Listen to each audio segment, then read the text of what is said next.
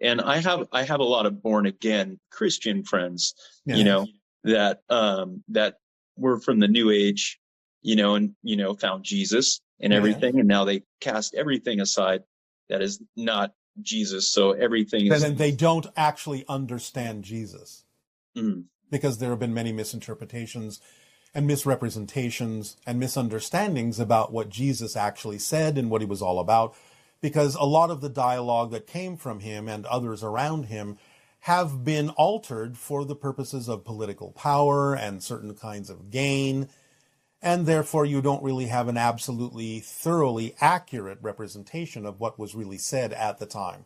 Plus, in not understanding Jesus in the full capacity of his expression, then many people who purport to understand him or purport to believe in him actually have no understanding of the fact that he was presenting both a male and a female aspect in the Mary of the Magdalene.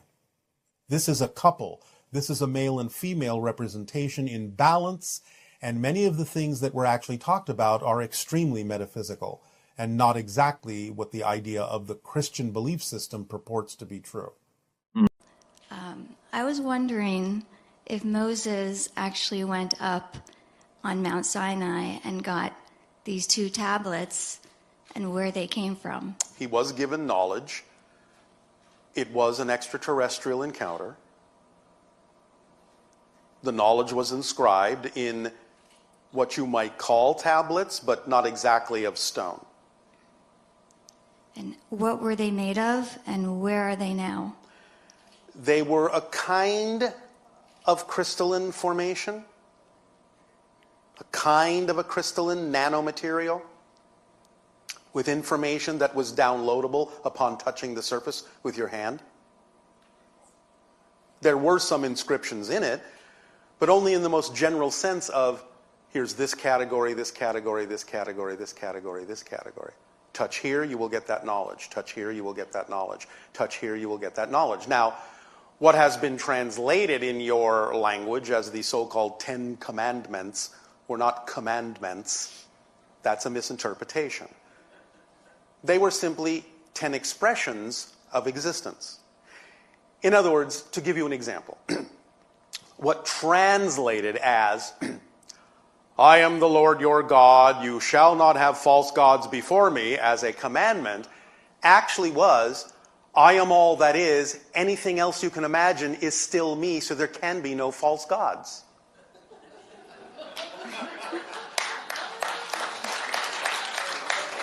That's the difference. Where are they now? Wouldn't you like to know? We're actually not allowed to tell you. However, we are allowed to give you a hint, if we may. I would love a hint. All right. What is the most famous story about someone solving a riddle that you have in your culture? Nope. Louder. Something, the Sphinx? What a surprise.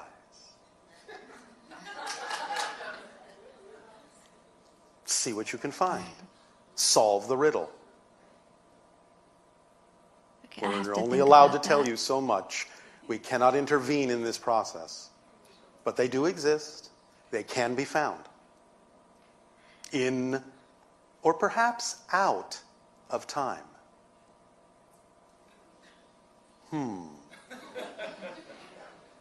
And this extraterrestrial presence that gave us these tablets, are they also responsible for the Jews being in the desert for 40 years and the parting of the sea? Yes. They are a branch of what you have come to understand as the Anunnaki, but not the original ones. And do you know why they chose to give it to the Jews? I do. Can you tell us why? Not my job to tell you. Someone else will tell you in time or out of it. The flood is the story of the destruction of Atlantis. Okay, the flood, primarily. Yes, because the asteroidal or cometary body that slammed into what you call the Atlantic Ocean created great tsunamis that wiped out Atlantis, but also affected many other parts of the nearby land masses, such as your North and Central South America, your Africa, Mediterranean, and European coastlines, and Middle Eastern. So therefore, the idea of the story of the flood is a racial memory of the destruction caused by the tsunamis from that impact in your ocean. Basically, the idea of what you typically on your planet refer to as an angelic energy. We can euphemistically say, now of course this is in a sense a symbol, but we can euphemistically say that they are the next step down from all that is. The first split off from all that is are what you call angelic consciousnesses. Does that make sense, first of all? Not yet. All right. You understand the concept of all that is? Yes. What you typically call God? Yes. Well, you understand that everything is made of God, yes? Yes. Therefore, everything in a sense is like a step down, taking the frequency and differentiating it and splitting it up into smaller and smaller and smaller pieces?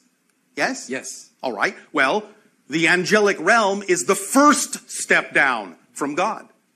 The first reflection of all that is into many reflections. That's what you call the angelic level. Does that make sense? Yes.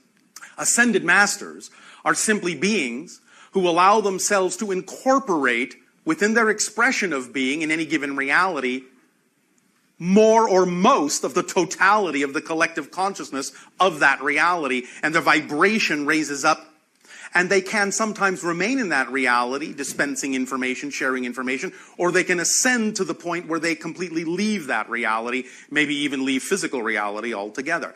Ascension is just a matter of degree of frequency, in the same way that you could say that steam is the ascended master of ice. What was the Ark of the Covenant, and who gave Moses the Ten Commandments, if they actually occurred? The Ark is a device that was mostly a communication device, but also could be used to channel energy in a variety of ways for a variety of purposes. It was a communication device between those humans and an extraterrestrial society. The Ten Commandments were not originally 10 commandments. They were guidelines that explain the idea of the relationship between you and creation. I am the Lord your God, thou shalt not have false gods before me, was originally delivered as the idea of, I am all that is. Anything you may think is a false god isn't, because I am everything and cannot be false. Quite a difference. You understand? Yes. So that's the idea that those guidelines were delivered, both through the idea of the auspices of telepathic instruction, but also the device was delivered from an extraterrestrial society that people on your planet referred to as angels of God, but they basically were an extraterrestrial society. So when Moses went up and got the tablets and all of that. A ship landed on top of the mountain and delivered what needed to be delivered. Thank you. But again, there was much misinterpretation, because it's coming from a very high dimensional level and being translated or stepped down into physical reality. And in that step down process, there can be automatic distortion and misrepresentation of concepts that come from higher levels if the filters for fear-based beliefs are, shall we say, getting in the way. That makes perfect sense. Thank you. Yeah. The idea of the Magdalene was the equal opposite, so to speak, of the individual understood as Jesus Christ, and why Magdalene was his primary disciple, and more than that. So together, the two of them are really more representative of the idea of what has, shall we say, been misunderstood as the information shared by Jesus and Mary Magdalene. It should have come as a duality. It should have come as a new form of Trinity. But again, because of the fear-based beliefs in the male energy at the time in that culture, the female part was not accepted due to the insecurities of the masculine disciples. So you've mentioned before that if we were to time travel back in time, because our frequency is much higher now, that we would glow if we encountered the historical beings. You would appear to them to glow, yes. Yeah. So did Jesus appear to glow also? From time to time, yes. This is what is usually referred to as the transfiguration in your religious doctrines. The idea that he was perceived as being surrounded by a glowing aura.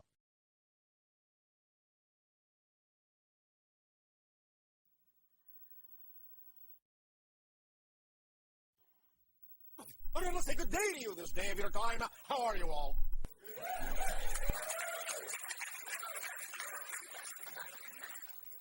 All right. Good morning, class.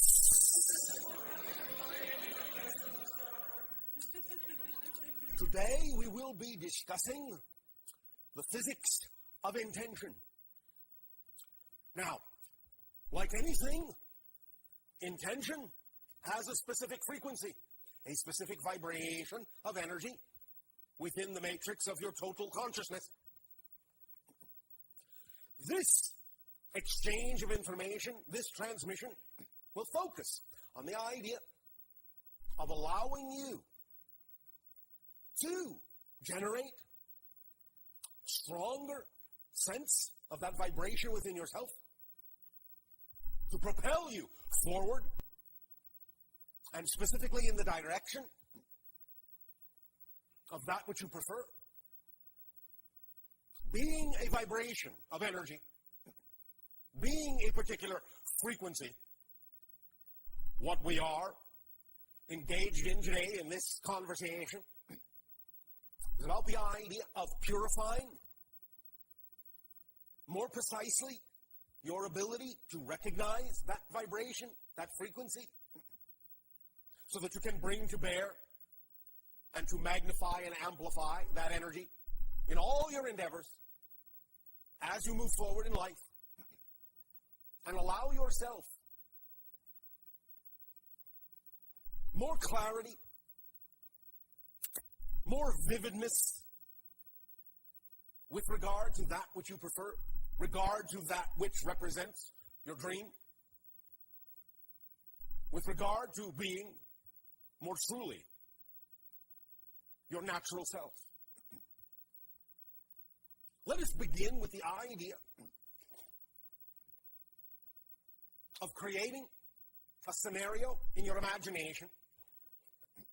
Most of you, with regard to any endeavor that you choose to do, with regard to anything you may prefer to do in life, will in your imagination conjure up an image, a picture, a scenario.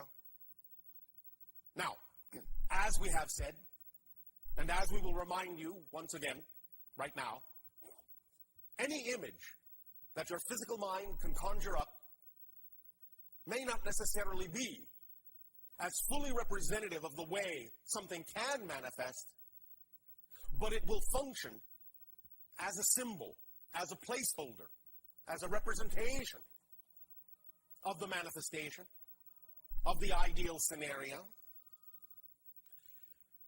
Recognizing that your higher mind is far more capable of knowing how something will happen, how something will manifest, and your physical mind is not capable of knowing how that will happen. The idea is to recognize and to use the limitation of the physical mind to your advantage. Using the limitation to your advantage means that when your physical mind conjures up an image or a representation or a symbol of your ideal scenario toward any given intention you may have in life, it means that you do not necessarily have to limit yourself to the image that your imagination, your physical mind's imagination, is capable of creating.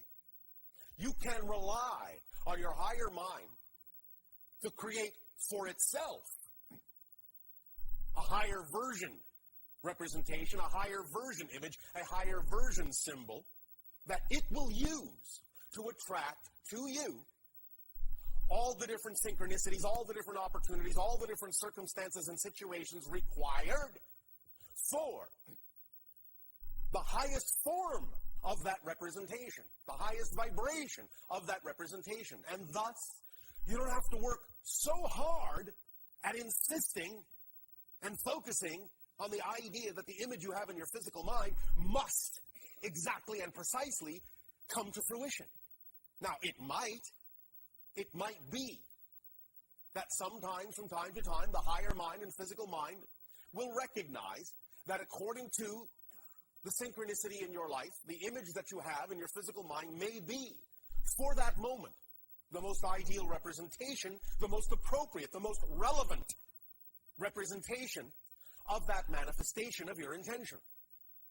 But very often, and more often than not, your higher mind is quite capable of bringing to you a version of what you intend, a version of your ideal scenario that may even be much greater than what you were capable of imagining with your physical mind. And thus, it will benefit you to not insist that the picture your mind is capable of conjuring be the only way that that ideal reality can occur, can manifest, can come to fruition. To be able to relax your insistence on that picture being the only representation will benefit you and allow your higher mind to do its job while your physical mind does its job, so that you can work together in harmony and concert between the physical and higher mind, which, when you do that, allows you to function in your physical reality as a whole person. If you only use your physical mind, you're not functioning as a whole person. In order to function as a whole person, you must allow the higher mind to be part of the conversation, part of the manifestation, because it is uniquely designed to see much farther than the physical mind can see. The analogy we have often used is that the physical mind is in the valley and the higher mind is on the mountaintop. So it can see much farther than the physical mind can below in the valley, and can guide you and tell you which way to turn. And even though to the physical mind it may seem that when the higher mind says turn left, turn right, go straight, it may make no sense according to what the physical mind can see, to what the physical mind intends. Relying and trusting in the higher mind's ability to see farther than the physical mind will allow you to find out, will allow you to discover, will allow you to experience that even though it may seem to be twisting and turning, it will actually be the quickest path to your intention, to what you desire. Because it knows what that path really is and what you need on that path, and how you can incorporate what you discover on that path into a greater appreciation for the scenario when it manifests, giving you all the tools you need along the way to more fully appreciate and use the scenario when it manifests, gathering as you go what you need for that experience. That's why it's so important to allow yourself to recognize that whatever is happening is part of your excitement and not an obstacle to it or not an interruption of it. Now, the idea also of this scenario that your physical mind paints a picture of is primarily, as we have said, for the purpose of instilling a state of being within you, a particular energy vibration within you, because that state of being is what's representative of the manifestation of that scenario.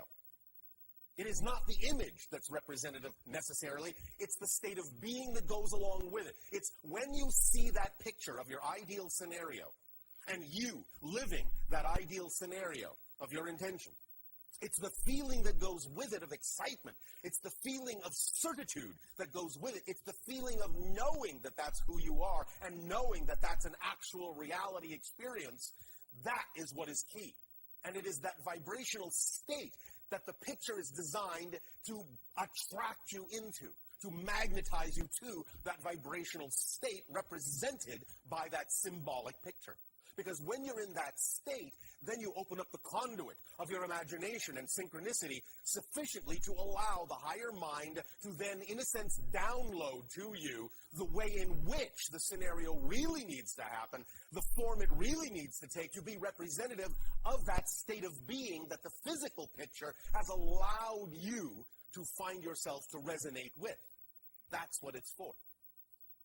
So relaxing your insistence that the image must be exactly as you picture it will open you up to many more possibilities and probabilities about how the actual scenario could manifest. And as often we have said, what to the physical mind may seem to be the ceiling is to the higher mind just the floor. And you are not capable with the physical mind of imagining all the ways the higher mind can actually bring you what it is you desire. So be open. Let all the doors remain open. It might manifest exactly as you've seen it, but it might not. And joy, joy, joy, and excitement to you if you get the unexpected. Allow the unexpected to come. Be open to the unexpected, for you will then allow the higher mind to constantly gift you with surprise after surprise after surprise, and you will start to understand that in functioning as a whole person, using the symbol in the way we have just described, that you can create a magical reality where manifestations occur left and right with no effort whatsoever, and your life will become an ecstatic explosion of synchronicity, and it will build and build and build and build and continue to expand and grow in that way. Now, intention, the vibration of intention. You set your sights on this image. You know that it is representative, at least to some degree, of the ideal state that you believe represents your preferred reality. Again, please remember, this is a balancing act. No expectation that it must happen that way. The only expectation in a sense, or expectancy in a sense, that works in this context is simply the absolute knowledge that this vibration is your true vibration. What you can expect, if you stay in that vibration, are all the things that are commensurate with that vibration. But the more detail-oriented and specific you get, the less likely it may be that you will allow the thing to come to you, the thing to manifest, the scenario to manifest in all the ways that it could. It doesn't mean you cannot have details in your imaginary scenario. But do not lock them in. Do not freeze them in place in such a manner so that if for some reason something manifests and it doesn't contain one or two or more of those details, that somehow you feel you have done something wrong. Allow yourself to relax your need to have every single detail there. Allow the higher mind to bring you the things you need when they are appropriate to be brought to you. For remember, your excitement is not only the driving engine of your life, it is also the organizing principle of your life. And your higher mind will allow the details that need to be there exactly when they need to be there. They will not appear 1 second before they're truly required.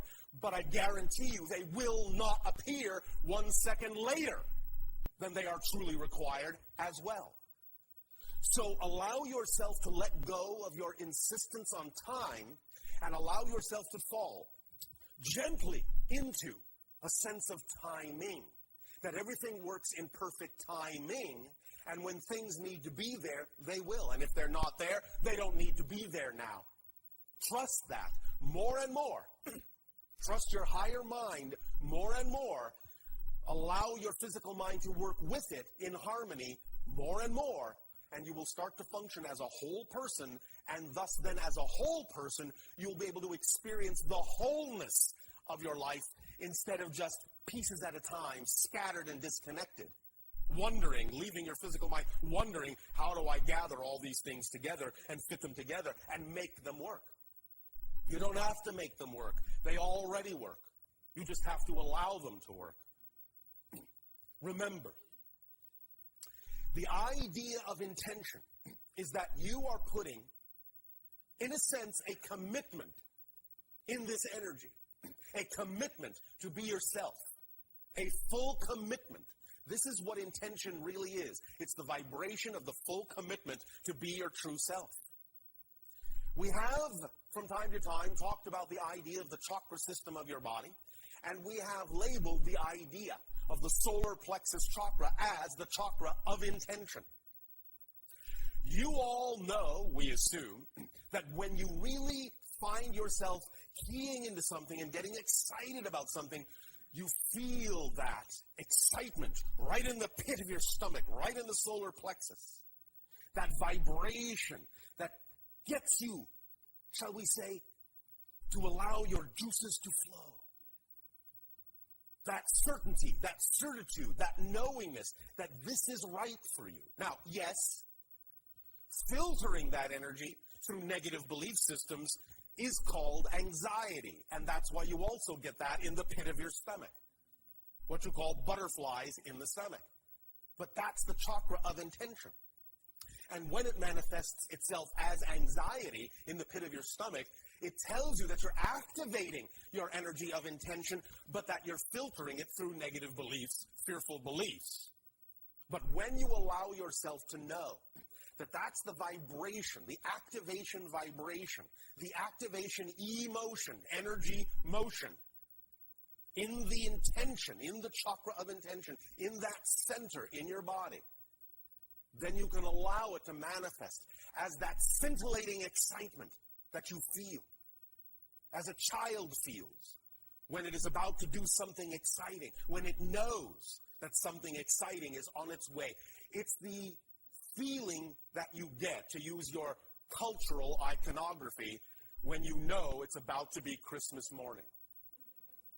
And you just can't wait to open that present. Or Hanukkah.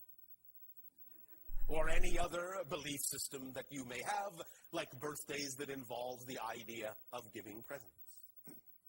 Intention is connected to the idea of knowing that you are about to open a present which will reveal more of yourself. Now, the idea also has been described as seeing a beam of light stabbing out from the chakra of intention, from the solar plexus, a searchlight, a spotlight that clearly illuminates that image, that visualization of your ideal scenario, no matter what it may be, no matter what the context. If you allow yourself now to imagine, and any time you wish to do this is up to you, the idea, at least a portion of an ideal scenario where you see yourself, it is important. It is important to see a version of yourself in that scenario. Not just a point of view of it, but actually see a version of you in that scenario, like you're looking, in a sense, into a mirror. The idea then is to see what that version of you is doing in that scenario, how that version of you is behaving in that scenario. And regardless of whether that scenario exists, you know that that version of you would behave in a similar manner no matter what's going on in their reality. Once you have created the image of yourself in that scenario, allow that image of you to face you literally like you are looking into a mirror. But in looking into that mirror, you can see that all of the representations of the reality that that version of you is in are representations of that reality and not necessarily reflecting what's going on in this reality. You can see the difference between the two. The idea, therefore, is to really pay attention to how you are looking in that reality, how you are behaving. Look at your body language. Look at your attitude. Feel your attitude and how it's different, perhaps, than the attitude, body language, energy, or feelings you are having right now as you create that scenario. When you have in that picture your ideal scenario, whatever the best representation is that your imagination, your physical mind's imagination can conjure at that moment, allow yourself then to actually add this into the picture. That you actually see a beam of laser-like light going from your solar plexus to the solar plexus of the reflection in that reality. That you see this connection and you feel this connection and you feel it humming with power and intention. Feel that connection. Feel that cord, that unbreakable cord between you. You are now connected in this way to that vibration, and all the information you need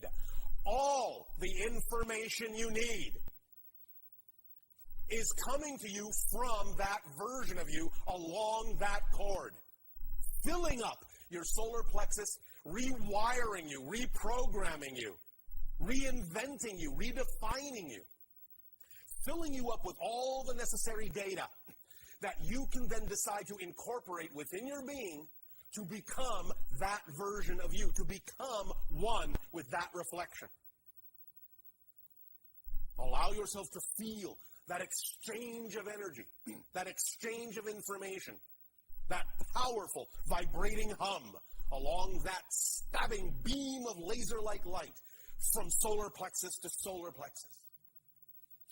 Feel it cooling you down, heating you up, however you wish to feel it in your imagination. Doesn't matter. Just know that you are receiving right now, as you imagine it, and any time you choose to imagine it, you are receiving the appropriate information that you can choose to allow to download into your matrix, rewire your brain, rewire your neurology, rearrange your DNA, rearrange your molecular structure, rearrange the vibration you are giving off in your reality so that you then allow yourself to imagine at that point that everything here in this reality is starting to morph into everything that's in that reality. Until such time as the two images are actually matched as perfect reflections of one another. And when they click, when they match, when they vibrate in harmony, you will then imagine that they are humming and vibrating like tuning forks, like two mirrors facing each other, vibrating, humming like tuning forks with a single frequency.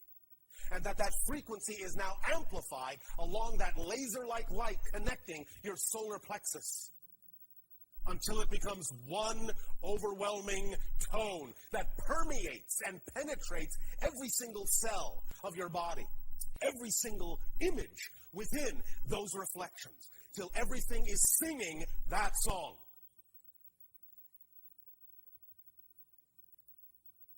Take a deep breath in and sigh. All right. Now, let yourselves relax with that idea as we continue on with another aspect of the vibration and the physics of intention.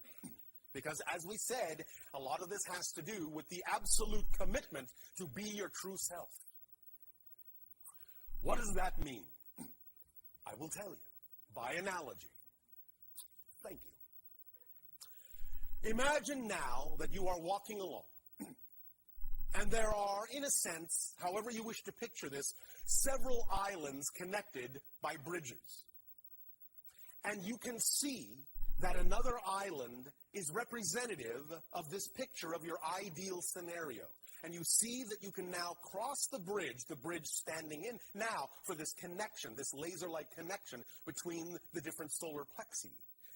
The bridge is now something you can actually cross. Imagine it however you will. But allow yourself now to begin to cross that bridge. And as you walk across that bridge and arrive on the next landing pad or island or however you picture it, that is more representative of where you prefer to be, allow yourself suddenly in the middle of that island to allow any particular kind of challenge to come up. Now, this will be the opportunity for you, in a sense, to use the word loosely, to test yourself, to see if you really believe this is the true you. Because often what you will do is you will present yourself with something that appears to be not connected to the ideal scenario to see how you will respond to it or whether you will react negatively to it, which means you haven't really changed, which means you haven't really created that scenario. So very often in your reality, you will test yourself by presenting yourself with something that you used to define in an opposite way from your ideal scenario to see if you're still going to give it that definition or if you're now willing to put a more positive meaning to the very same scenario, which is actually the proof that you have changed. Not that something on the outside has changed. That's not the proof. The proof is if you now respond differently to something, even if it looks the same. That's what proves you have changed.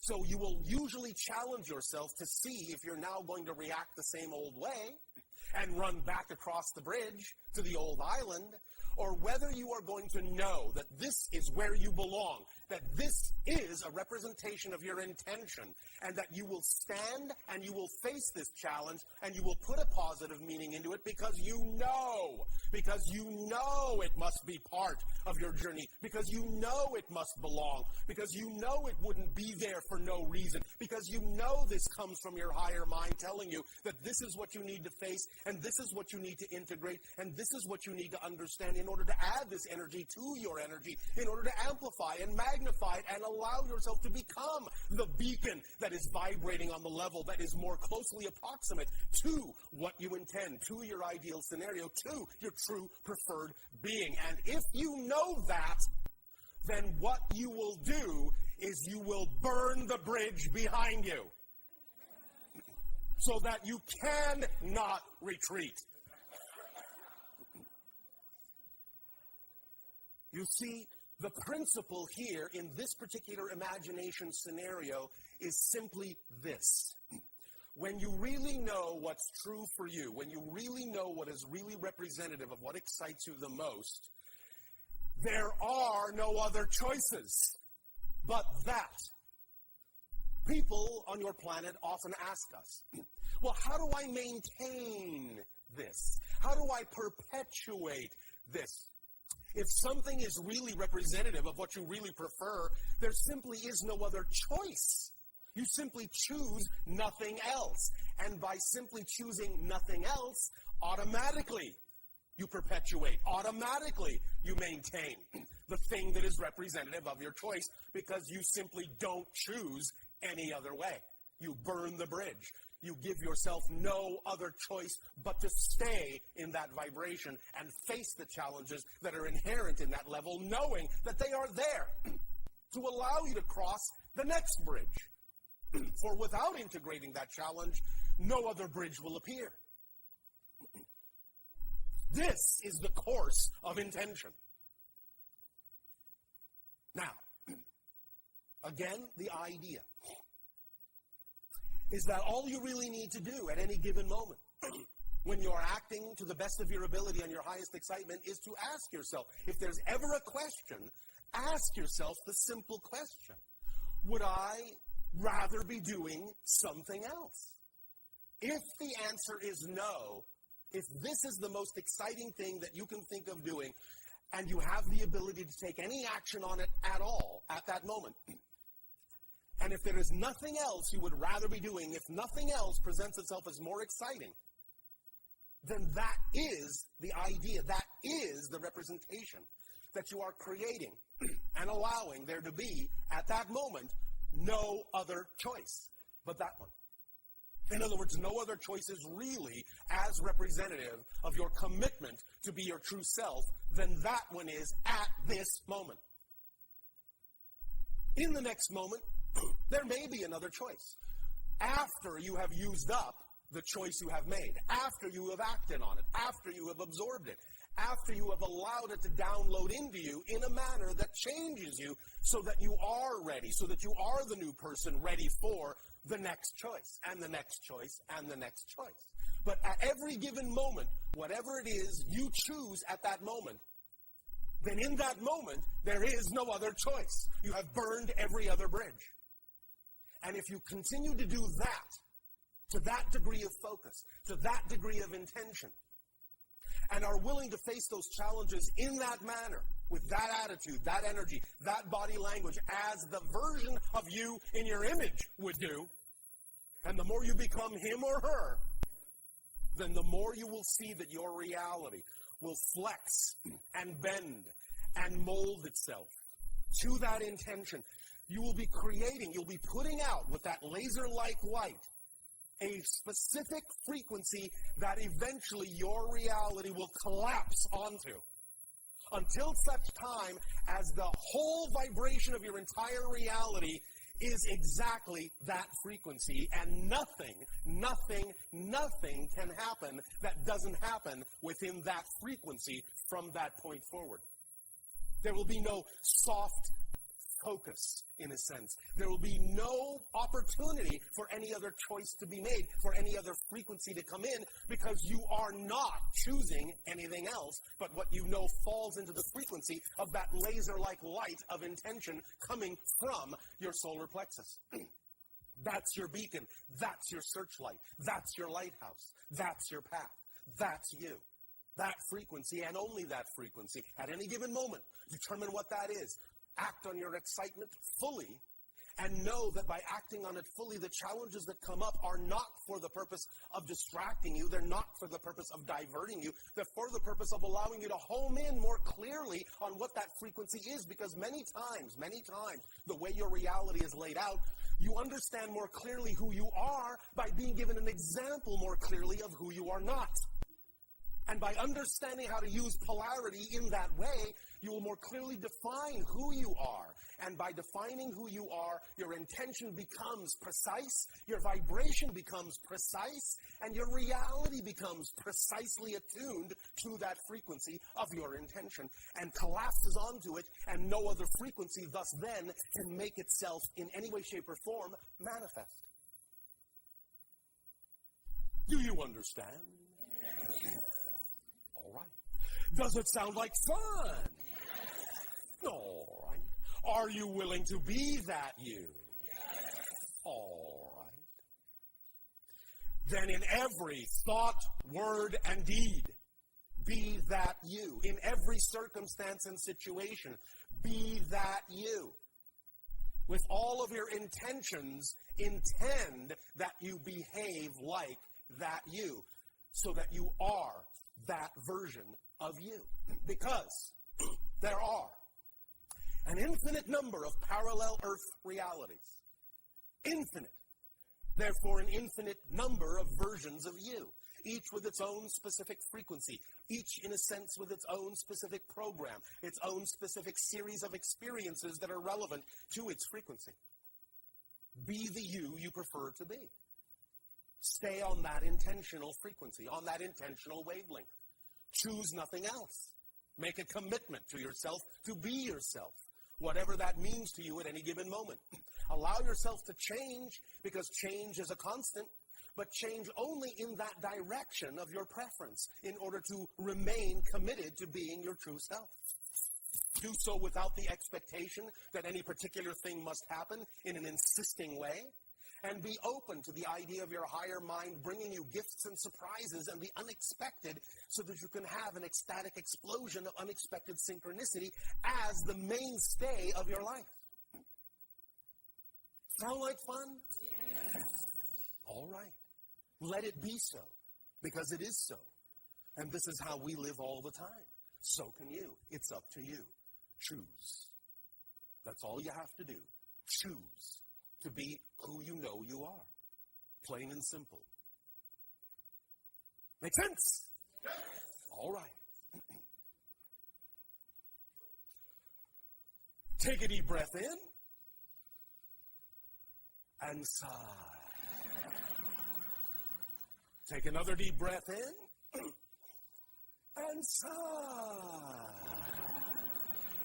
Take a deep breath in and hold it. Hold it. Hold it until you feel it building up in your solar plexus, in your lungs, until you can stand it no more.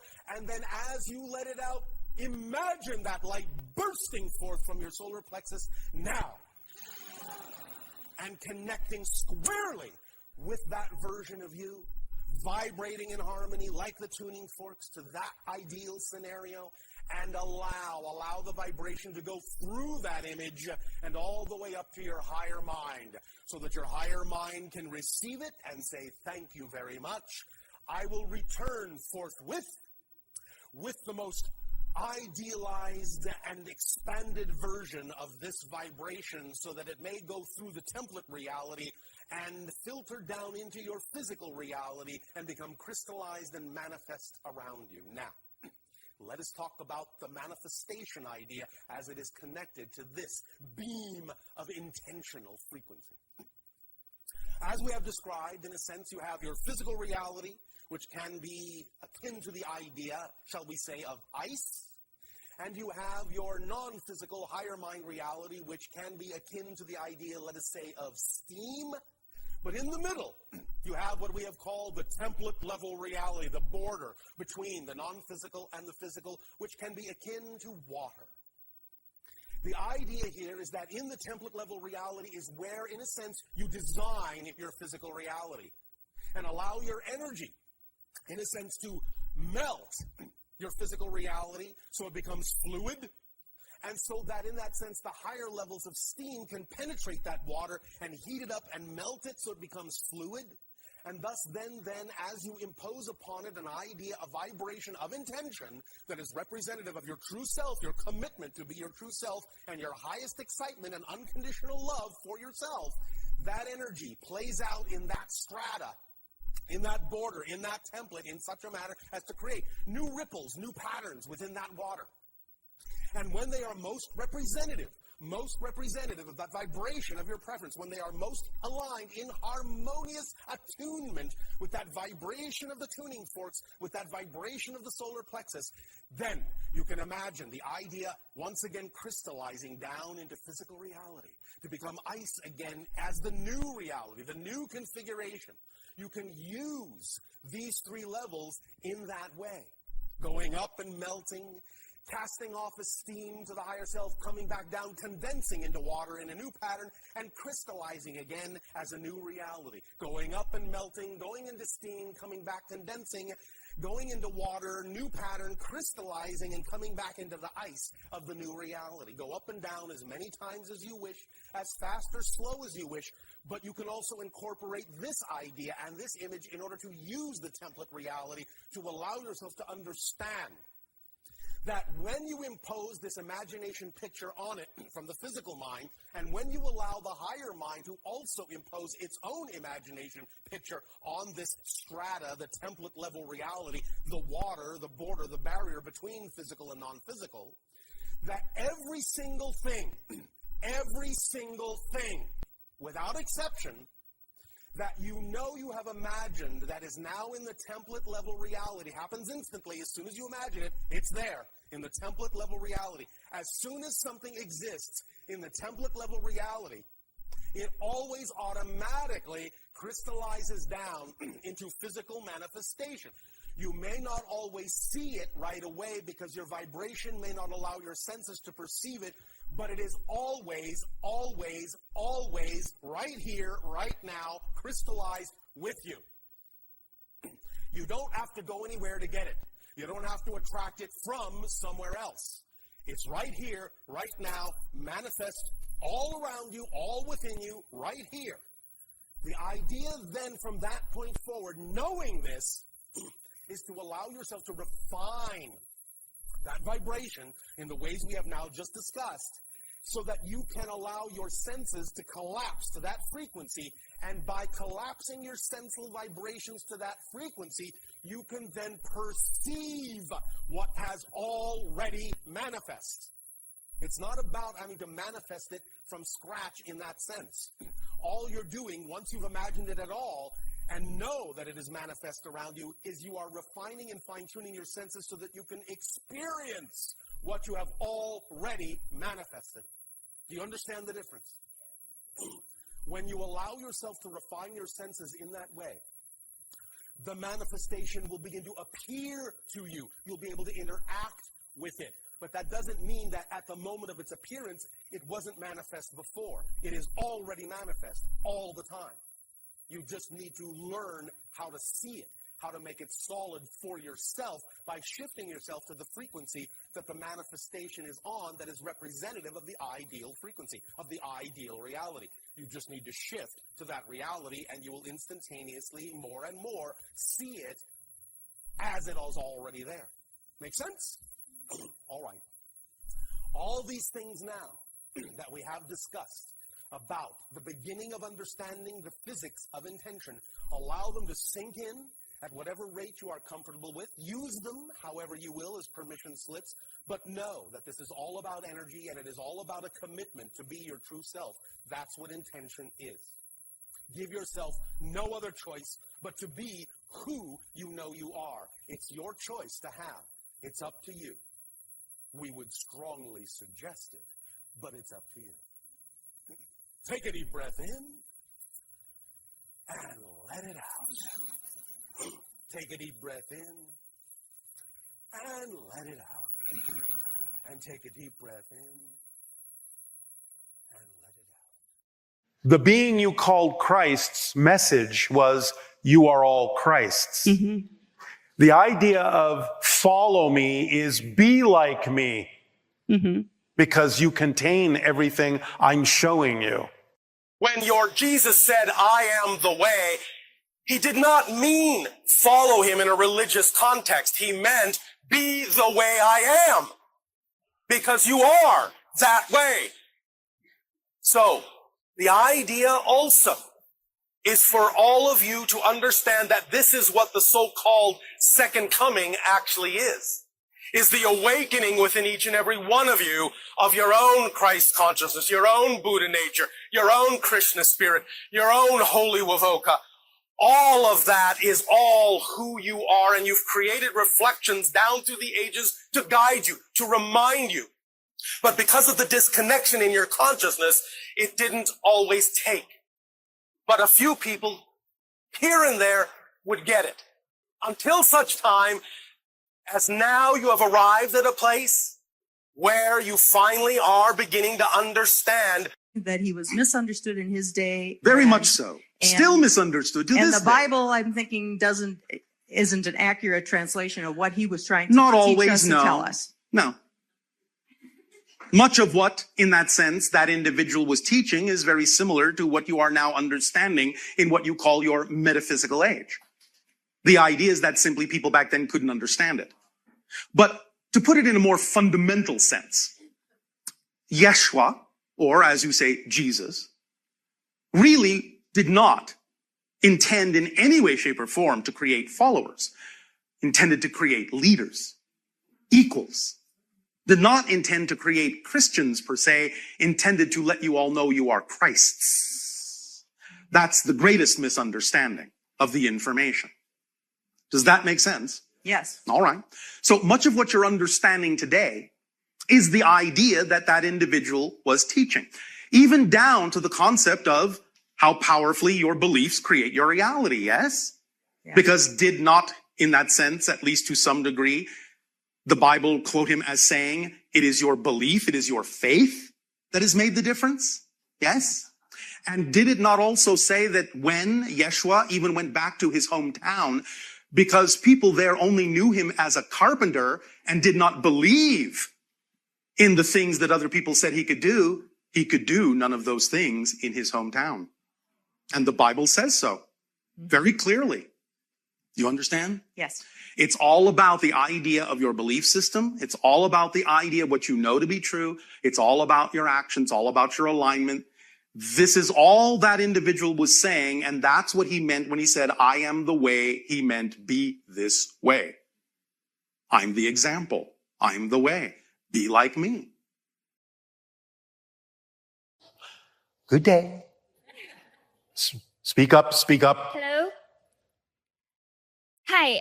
There are countless stories of people, even devout Muslims, having profound experiences of Jesus, leading them to convert. At the same time, there are also demon-related experiences, particularly within the industries like music, where the idea of selling one's souls for fame persists. Based on the concept of a soul's journey by Michael Newton, which suggests, much like you, that we choose our human experiences from the soul plane. How do the figures of Jesus and Satan fit into this framework? If we all originate from the soul plane, what power or force underpins the concepts of Satan? And how do we reconcile the existence and experiences of Jesus if Satan isn't real or vice versa? Where does faith fit into all of this? Knowing this fits. I understand what you're calling faith, but you don't really need faith if you understand how things work. You just know how they work. The idea of Jesus and Satan fit in as archetypal, symbolic representations energetically of the idea that the universe is a polarity between love and fear. And that's it. It represents love and it represents fear, because fear is the opposite of love, not hate. Fear is the opposite of love, in the sense that you feel disconnected from source. So the idea of Satan is just an embodiment in human consciousness as an archetypal form that represents the absence of the experience of unconditional love, which is the vibration of existence itself. And love is representative of the vibration of existence itself. So Satan is the idea of the rejection of existence, which can't happen because you can't cease to exist, from fear.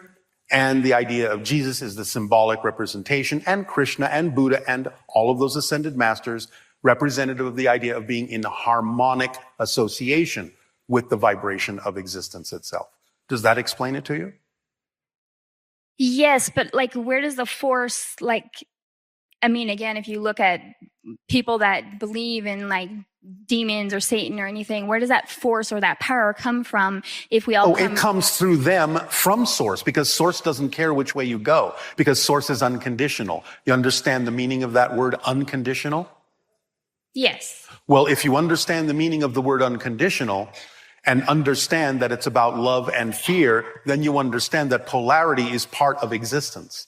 And therefore, source doesn't really have an opinion as to which way you go, because it's all capable of giving you lessons. Remember that when you return to your soul, you are in a state of balance, and you know, and you learn lessons from every experience that you've had. Whether you spent time in physical reality believing in demons and Satan and experiencing fear, when you go back into your soul state, your true state, your natural state, you understand why you may have done that, how it may have served others, playing off of you, and all sorts of things. It's like playing a role that allows polarity to be played out so the souls can grow and expand based on those lessons, based on those concepts of the play between love and fear.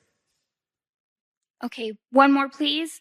What key questions can I ask myself to better understand the root of my reactions towards others, especially in frustrating situations like dealing with inconsiderate drivers? And how can I align more deeply with the trait of patience towards them and others in similar situations? Do you have frustration with young children who you know don't know any better yet? Not really. Then take that attitude toward those drivers.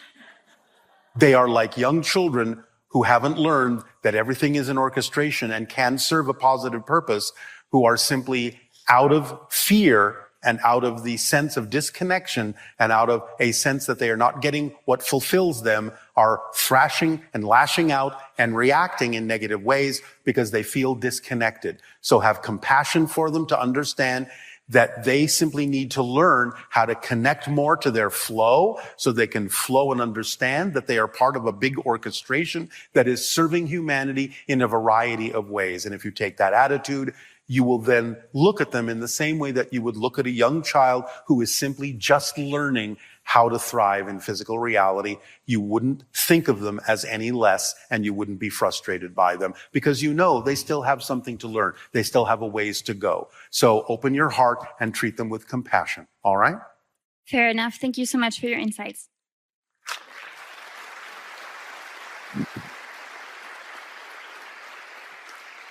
And if you do curse at them, forgive yourself. Teacher, any great master on your planet, such as Buddha or Jesus or Krishna, they were not about creating followers. They were reminding you that you are Buddhas, you are Christs. That's what has been misinterpreted. And therefore, by example, by thought, word, and deed, and living the example, do others then get attracted to your passion, your conviction of living that life, and want to know how you do that. Then you can share ideas and information and help them learn to be more of who they are. Not that they have to choose that, because you must allow them to choose whatever it is they ultimately decide to choose. If you want to be allowed to be who you are, you have to allow them to be who they are fully, with absolutely no insistence that they have to match your frequency at all. Many names for the idea of what you call God. God, Goddess, Allah, Jehovah, Tetragrammaton, the light, the I am that I am, Wakantanka. It doesn't really matter what it is that you use as a name to identify the concept of all that is. But it is important to understand that all of these names represent different archetypal expressions, different angles and different perspectives of the same one thing, so that all of your apparently separate religions, no matter how they present themselves, no matter how many symbols they use to represent the idea of God or aspects of God, are all talking about the same thing, but from different points of view that serve the uniqueness of the culture in which they live. But the idea is to understand that it all comes from source, it all is within the light.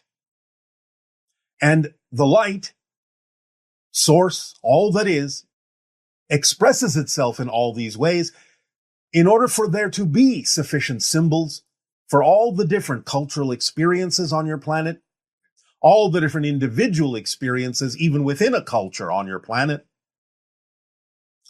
As we have said, the misinterpretation of what you have called, in one particular Judeo-Christian culture, the Ten Commandments, are really the messages that were delivered in a very different way that have been misunderstood, misquoted, because of the level of understanding that existed in the culture at the time. And the so-called first commandment, I am the Lord your God, thou shalt not have false gods before me, really was a mistranslation and a misunderstanding of the idea that really would be more accurately represented as, I am that I am, and all reflections are me, therefore none can be false before me, for I am all that is. So the idea is to understand that all that is presents itself in a variety of archetypal forms, the father energy, the mother energy, God, Goddess, all that is, as you sometimes say. And these serve various functions and translate into your reality as, shall we say, smaller representations of all that is that are specifically designed to deal with specific cultural differences, specific ideology differences, specific individual interpretations and differences. Fundamentally speaking, the archetypes are all that is way of making sure that no matter what angle you approach all that is from, you will have a symbol and a representation that can serve your unique perspective.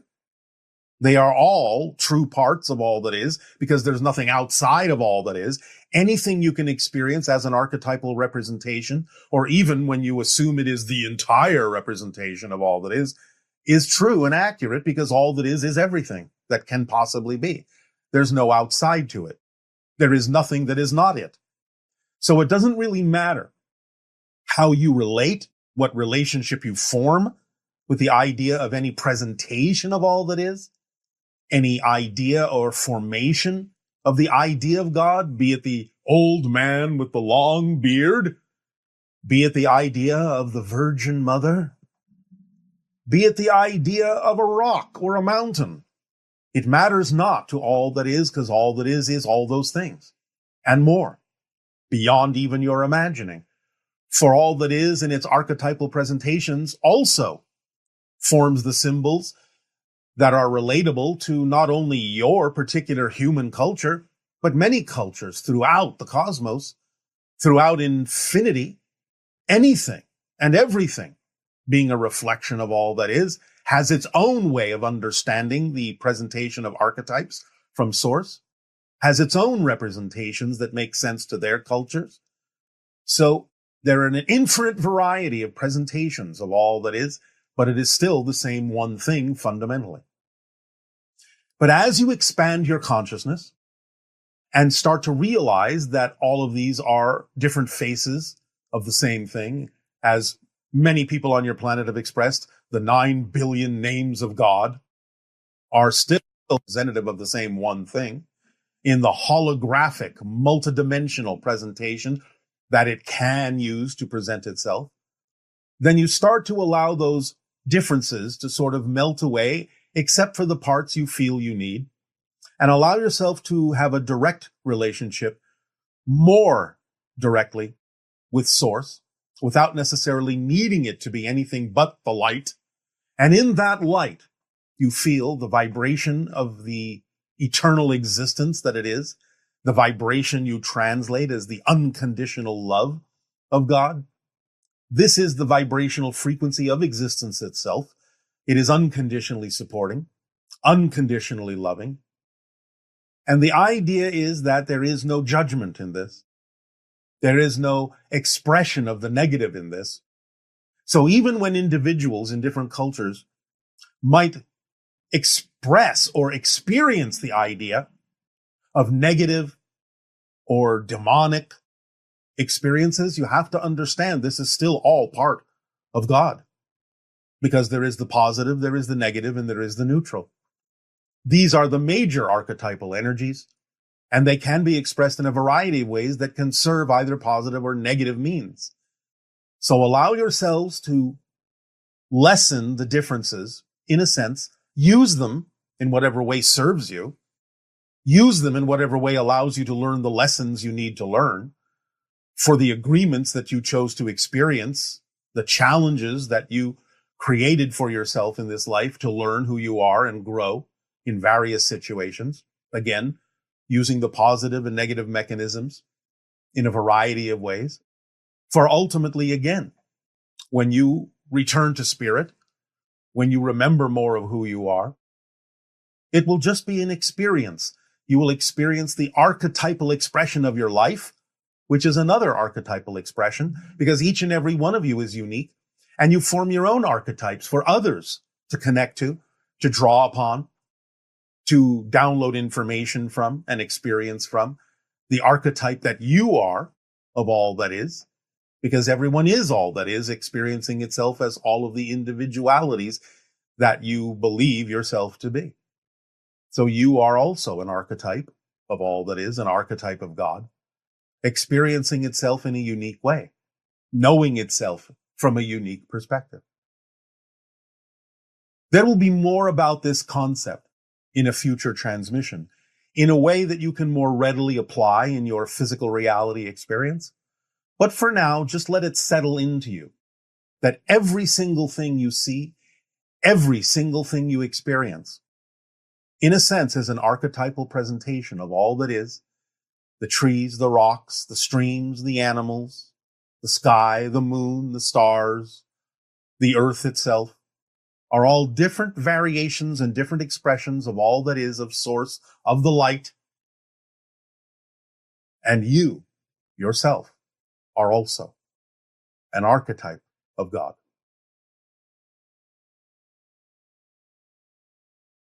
This is how it works. Please, please, please, again, understand. We are not giving you a philosophy. We are not giving you an opinion.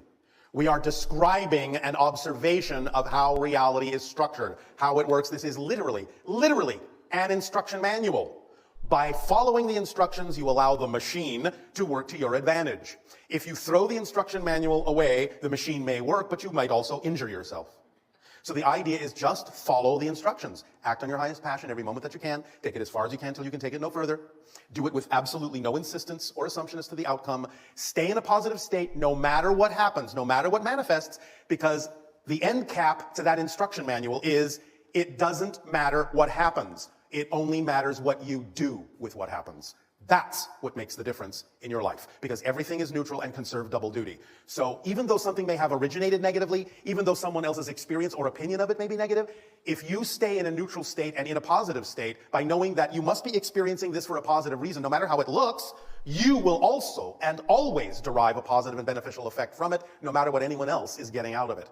That's up to you. That's your call. You have that choice. You have that freedom. You have that power to determine what this means for you in your life. Even something that you might neutrally not prefer must still be there for a reason if it manifested in your life. If you stay in a positive understanding of that, then you will be able to use what you don't prefer in a way that you do prefer. It will still give you some benefit. If nothing else, sometimes things manifesting that you don't prefer more clearly delineate the difference between what you don't prefer and what you do prefer, and that's a positive effect. So always use it to your advantage. It's always your choice to do so. You always have the ability to make that choice. And then you will experience the idea of abundance in all its forms. You will go with the flow of your own current in creation, and you will experience the effortlessness and the joy that life has to offer. When you have belief systems that create resistance to the idea of opening up to the other forms, you slow everything down by insisting that it can only happen this way, and I can only do this if this happens in this way. Then you're actually slowing down the process by which you might actually have been capable of doing whatever that is much more quickly and much more easily. Is this making some sense? So allow yourself, as you go through life and as you act on your passion to the best you can, with no insistence or assumption on the outcome, please remember that third part of the formula, which many of you sometimes conveniently forget. I'm acting on my passion, I'm acting on my passion, I'm acting on my passion. And this had better happen, and this had better happen, and this had better happen, or something's wrong. That's not the formula. When we say act on your passion to the best you can, taking it as far as you can until you can take it no further, the implication in that statement is very clear. There will be moments when you will not be able to take it further in that way. That's not a block. It is an arrow pointing in an unexpected direction that is actually more representative of your true path. Let yourself go with the flow. Remember, sometimes many of you think that the path of least resistance is straight and true and short. Not always. In fact, not often.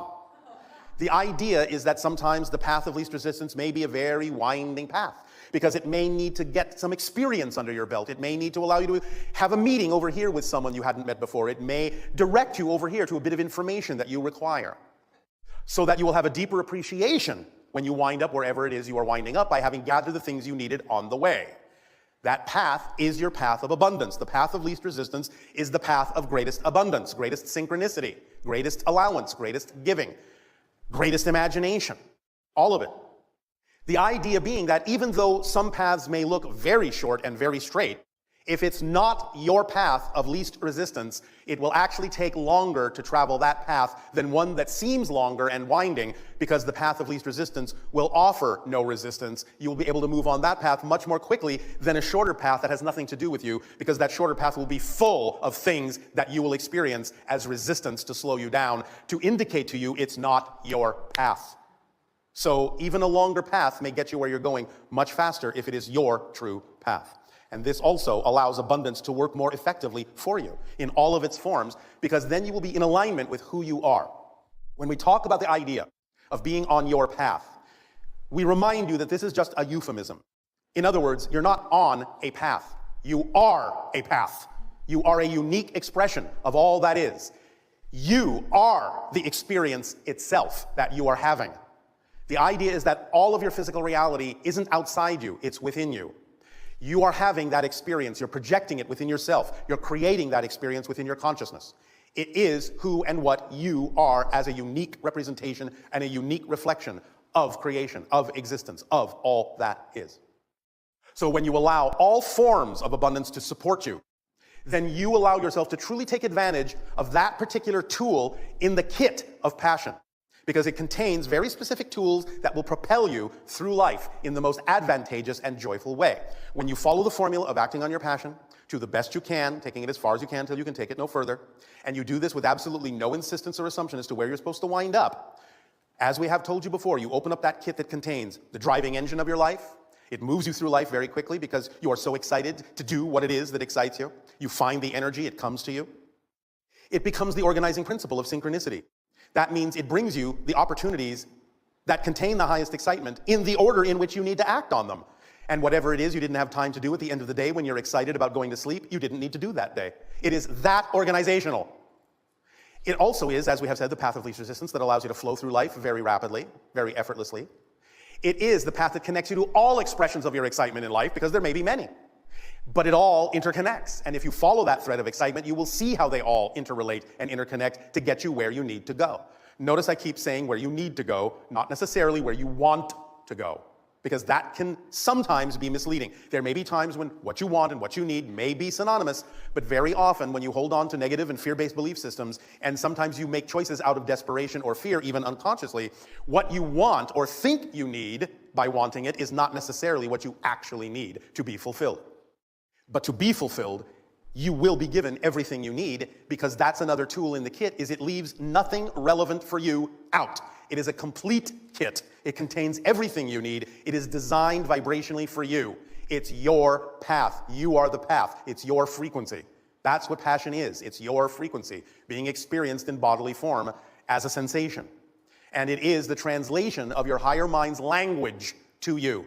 The higher mind speaks in energy. The translation, the way you experience the higher mind's language, is through the sensations called passion, love, excitement, creativity.